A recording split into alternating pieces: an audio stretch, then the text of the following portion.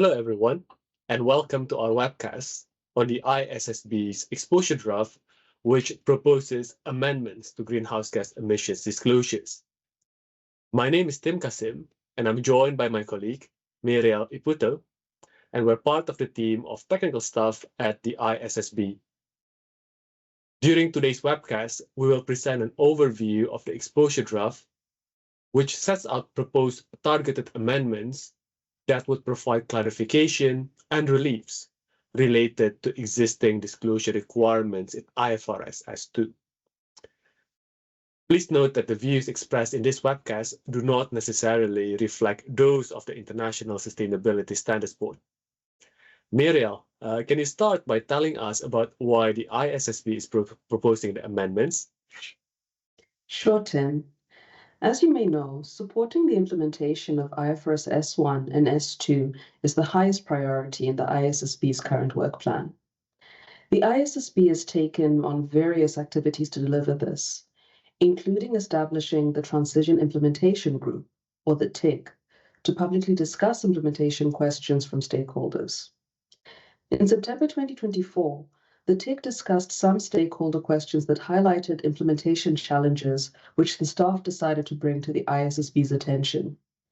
Ultimately, in January 2025, the ISSB decided to proceed with proposing targeted amendments in response to these application challenges that were informed by the TIG discussion. The ISSB recognized that this is a critical period for stakeholders, as many are in the process of implementing or adopting S2, and they did not make the decision to propose amendments lightly. The ISSB wanted to be sure that the changes were really warranted given the risk of disruption. So, they decided to propose amendments only if it concluded that each proposed amendment meets these criteria. 1.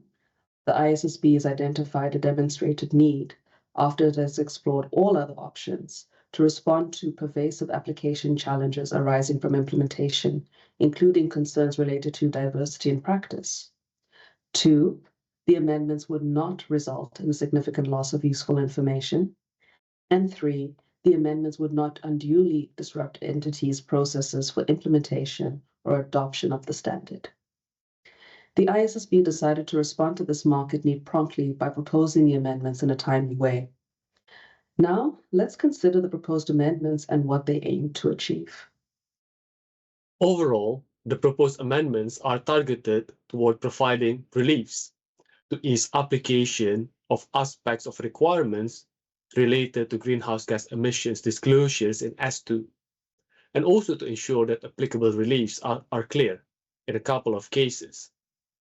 The amendments are focused on greenhouse gas emissions, but the focus isn't on reducing disclosures about greenhouse gas emissions.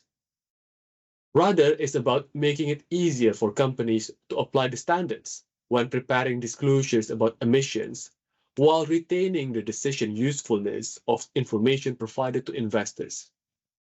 Indeed, throughout the process of developing the proposed amendments, the ISSB considered the perspectives of multiple stakeholder groups. Optionality is embedded in the design of the amendments. An entity can choose whether to apply the amendments without affecting its compliance, and a jurisdiction can choose whether to adopt the amendments without affecting its degree of alignment with S1 and S2. And this is important because it means that disruption can be avoided altogether for those implementing the standards. The proposed amendments aim to provide application support for preparers and minimize any disruption to jurisdictions while ultimately keeping investor need for useful sustainability-related financial information in focus. And finally, as targeted amendments, the proposed amendments are not expected to result in fundamental changes to sustainability-related financial disclosures compared with those provided by entities already applying S1 and S2 as issued. We'll now take you through each of the amendments in more detail. The proposed amendments in the exposure draft relate to 4 aspects of disclosure requirements in the climate standard, S2, all of which are related to existing greenhouse gas emissions disclosure requirements. The affected requirements in S2 relate to 1. The measurement and disclosure of Scope 3 Category 15 greenhouse gas emissions, essentially the emissions related to financial activities. 2. The use of Global Industry Classification System, or GICS, for the disaggregation of finance emissions. 3. The existing jurisdictional relief that allows an entity to use a method other than the Greenhouse Gas Protocol corporate standard for measuring its greenhouse gas emissions. And lastly, 4. The Global Warming Potential Values, or GWB values, that an entity is required to use to convert its greenhouse gas emissions into CO2 equivalents. Let's begin with the proposed amendment for Scope 3 Category 15 requirements. The first thing to note is that this change is most relevant for entities in the financial sector. S2 has requirements related to Category 15 in two parts of the standard. Firstly, requirements for an entity to disclose the amount of its Scope 3 greenhouse gas emissions and consider all the categories of Scope 3 included in the GHG Protocol Corporate Value Chain Standard. This includes Category 15, which relates to emissions associated with various financial activities. Secondly, S2 requires an entity that partakes in specific financial activities, being asset management, commercial banking, and insurance, to disclose additional information about their Category 15 emissions. The application challenge relates to the uncertainty about what has to be included in the measurement of Scope 3 Category 15 emissions. Stakeholders perceived a misalignment between 1. The particular Category 15 greenhouse gas emissions entities are required to include in the amount of Scope 3 emissions they disclose, and 2. The Category 15 emissions that entities are required to provide additional information about. The question that arose was whether the emissions associated with derivatives, facilitated emissions, such as the emissions associated with an investment bank's underwriting activities, and insurance-associated emissions, which are emissions associated with an entity's insurance underwriting activities, need to be included in the measurement of Scope 3 emissions that entities disclose. So the question that came to take was not focused on the difficulty of measurement. It was about whether these emissions, which do not need to be included in the additional information disclosures, need to be included in the Scope 3 measurement. The ISSB has responded to this challenge by proposing to amend paragraph 29 of S2 so that it permits an entity to limit its Scope 3 Category 15 emissions disclosure to financed emissions, which is a defined term in S2. The exposure draft also explicitly excludes derivatives from the scope of this disclosure requirement. We'll come back to the consequence of using the term financed emissions in a couple of slides. Note that the proposed amendment confirms that emissions related to derivatives need not be included, but the amendment does not include an actual definition of derivatives. This means that an entity must decide what it treats as derivatives for the purposes of applying the relief. The ISSB decided not to define derivatives due to challenges associated with doing so. This includes the absence of a suitable definition from greenhouse gas measurement methodologies, and the fact that definitions in accounting standards were not defined for the purpose of reporting sustainability-related financial information. The ISSB has also proposed to require an entity that uses this relief to disclose information about the derivatives and other financial activities it has excluded from its Category 15 disclosures as a result of this relief. This proposed disclosure requirement is intended to enable users of information to understand the potential magnitude of the emissions that have been excluded, and thus the completeness of an entity's Scope 3 Category 15 information. This disclosure would include information about the financial instruments that an entity has treated as derivatives for the purposes of using this relief, and the magnitude of the derivatives and other financial activities associated with the emissions that have been excluded from Category 15. For example, an entity might refer to the revenue recognized in its financial statements, that is, revenue associated with the financial activities excluded from its measure of Scope 3 Category 15 emissions, to indicate the magnitude of those emissions that have been excluded.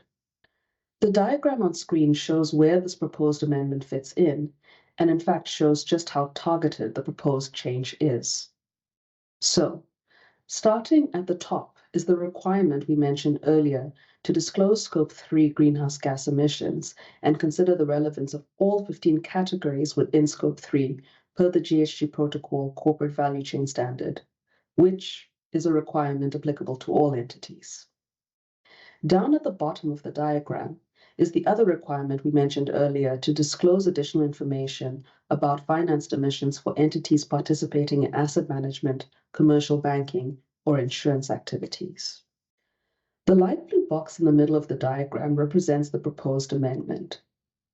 With this proposed amendment, the scope for measurement and disclosure of Scope 3 Category 15 emissions is clarified. This is all that is changed. The proposed amendment confirms that only what is defined as financed emissions is required to be included in Scope 3 Category 15. This change then aligns with the emissions on which additional information disclosures about financed emissions are required for that subset of entities that have commercial banking, insurance, and asset management activities, as highlighted in the bottom row of the diagram on the slide. With the proposed amendment, what is required to be included in the measurement and disclosure of Category 15 emissions, and thus included in the aggregate Scope 3 emissions, would be limited to financed emissions as depicted in this diagram. This is shown in the light blue shaded area in the Category 15 emissions box. With this amendment, other types of Category 15 emissions, such as facilitated and insurance-associated emissions, would not be required to be included in an entity's measurement and disclosure of Category 15. This is depicted in the diagram in the gray shaded area of the Category 15 emissions box. So, although the proposed amendment does not mention facilitated and insurance-associated emissions, the result of limiting the required disclosure of Scope 3 Category 15 emissions to the defined term financed emissions is to exclude other types of Category 15 emissions, such as facilitated and insurance-associated emissions. In designing the proposed amendment, the ISSB also noted that by simply referencing financed emissions, it may not be clear that the proposed amendment would permit an entity to exclude emissions associated with derivatives from its Category 15 emissions. Therefore, to avoid any doubt, the proposed amendment explicitly permits an entity to exclude emissions associated with derivatives. You can see this in the bottom left call-out box on the slide. As explained, as part of the proposed amendments, an entity is required to disclose information about the magnitude of derivatives and financial activities associated with excluded Category 15 emissions. This is depicted in the bottom right call-out box on the slide, which highlights this additional disclosure about the financial activities excluded from the entity's measurement and disclosure of Category 15 as a part of using this relief. We'll move on to the proposed amendments related to the use of GICS for specific finance emissions disclosures. In this case, this proposed change is most relevant for entities with commercial banking or insurance activities. Before we delve into the application challenges, let's review S2's current requirements related to the use of GICS. Paragraphs B62 to B63 of S2 contain requirements for an entity that participates in commercial banking or insurance activities to provide additional information about its finance emissions. In particular, they are required to disaggregate their finance emissions by industry and asset class. These requirements specify that GICS should be used for the industry disaggregation. The application challenge we heard from stakeholders was that, firstly, there can be legal and cost implications to using GICS. An entity not already using GICS would have to enter into a licensing agreement to use GICS to prepare this disaggregated information. Additionally, some jurisdictions have similar disaggregation requirements for finance emissions that use industry classification systems other than GICS. Therefore, they raise concerns that as the requirement to use GICS may result in duplicative reporting in these jurisdictions. In response to this challenge, the ISSB has proposed an amendment that would retain the requirement to disaggregate finance emissions information by industry for those with commercial banking or insurance activities. But the requirement to use GICS would be limited to specific circumstances. The proposed amendments would retain the requirement to disaggregate information using an industry classification system, but limit the requirement to use GICS to specific circumstances, namely when GICS is already being used by an entity at the reporting date. Otherwise, the ISSB would require the entity to use an alternative industry classification system. And lastly, also require an entity to disclose the alternative industry classification system it uses to disaggregate its finance emissions information and to explain the basis for selection if the entity does not use GICS. The proposed amendment would help stakeholders by reducing the potential cost of applying the S2 finance emissions disaggregation requirement for an entity not using GICS at its reporting date, whilst simultaneously preserving comparability of these disclosures as much as possible and providing information for investors such that they know what classification system has been used if GICS is not used. The decision tree on screen is a visualization of how the proposed amendment would work. Remember, only entities with commercial banking or insurance activities need to go through this exercise. The top row on the slide depicts the questions that an entity considers in determining the industry classification system it is required to use, while the bottom row reflects the industry classification system the entity is required to use based on the answers to those questions. So, walking through the decision tree, the starting point is assessing whether any part of the entity uses GICS to classify its lending or investments at the reporting date. If the answer to this question is yes, the entity is required to use GICS to disaggregate its finance emissions. If the answer is no, the entity then assesses whether the entity or any part of the entity is required to use an industry classification system as part of jurisdictional requirements for climate-related financial reporting, which includes prudential reporting. Now, if the answer to this question is yes, the entity is required to use the industry classification system required by the jurisdiction for climate-related financial reporting to disaggregate its finance emissions. If the answer is no, then the entity assesses whether the entity or any part of the entity is required to use an industry classification system as part of jurisdictional requirements for financial reporting. If the answer to this question is yes, the entity is required to use the industry classification system required by the jurisdiction for financial reporting to disaggregate its finance emissions. If the answer is no, then the entity is required to use an industry classification system that enables the entity to classify counterparties by industry in a manner that results in information that is useful to investors. Next up, we have the proposed amendment to the jurisdictional relief for the method an entity uses to measure its greenhouse gas emissions. In this case, the amendment could apply to entities across various industries and is relevant to entities that are subject to jurisdictional reporting or listing rules that require greenhouse gas emissions to be measured using an approach that is different to the GHG Protocol corporate standard. In fact, this amendment is most relevant if part of an entity is subject to such a requirement. As a reminder, let's review the current requirements related to this relief before we discuss the application challenge related to this proposed amendment. So, as a starting proposition, S2 requires entities to use the Greenhouse Gas Protocol corporate standard to measure greenhouse gas emissions.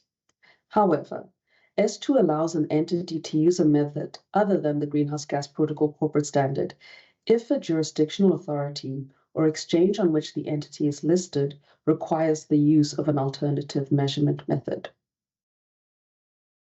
The application challenge we heard from stakeholders was whether this jurisdictional relief is only applicable if a jurisdictional or exchange requirement applies to the whole entity.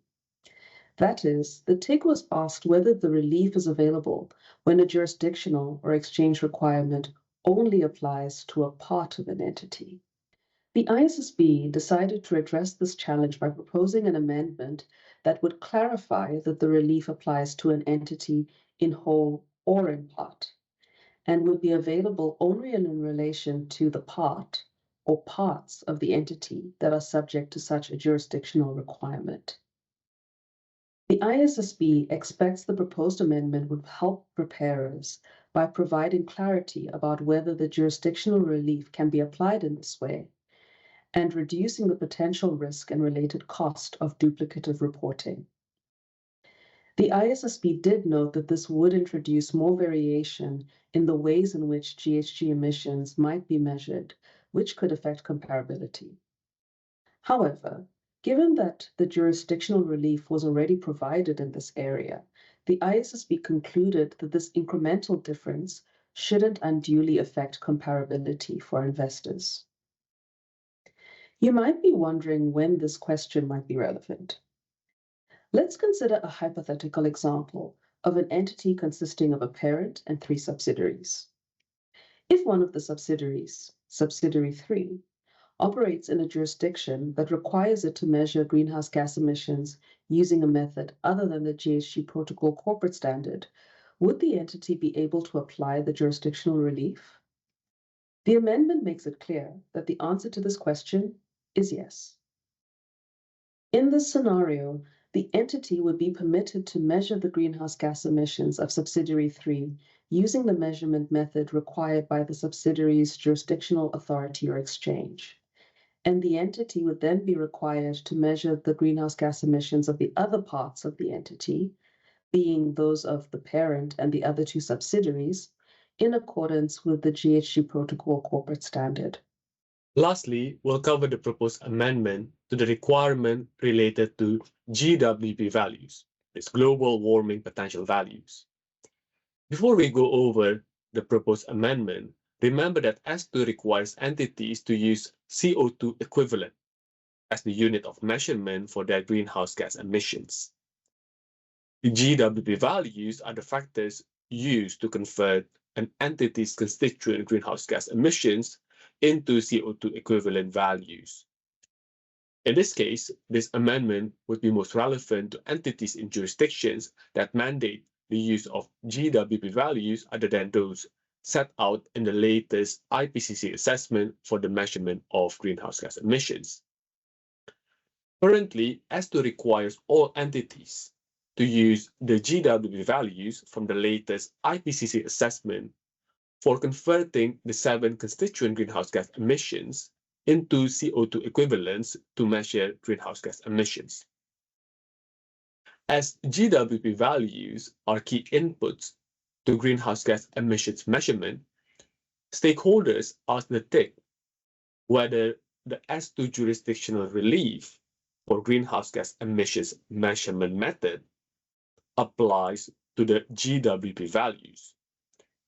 And this is because entities subject to a requirement to use jurisdiction or exchange required GWB values that are different from those required by S2 would have to use the S2 mandated GWB values to apply the standard, and then use different GWB values to meet jurisdictional or exchange-related requirements, giving rise to duplicative reporting and increased costs. The ISSB responded to this challenge by proposing an amendment that would provide additional jurisdictional relief by permitting an entity to use the GWB values required by a jurisdictional authority or exchange on which it is listed instead of those from the latest IPCC assessment to convert the 7 constituent emissions to CO2 equivalents when applying S2.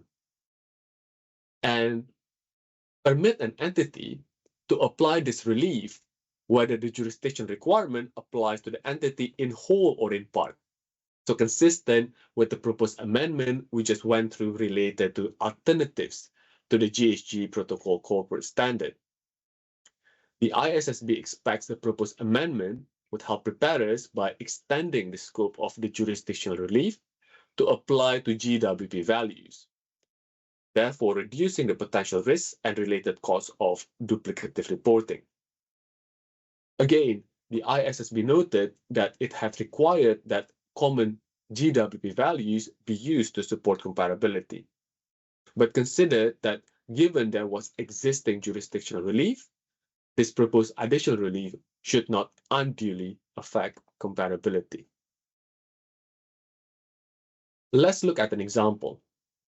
The fact pattern is the same as our last example, except the jurisdictional requirement in this scenario relates to GWB values.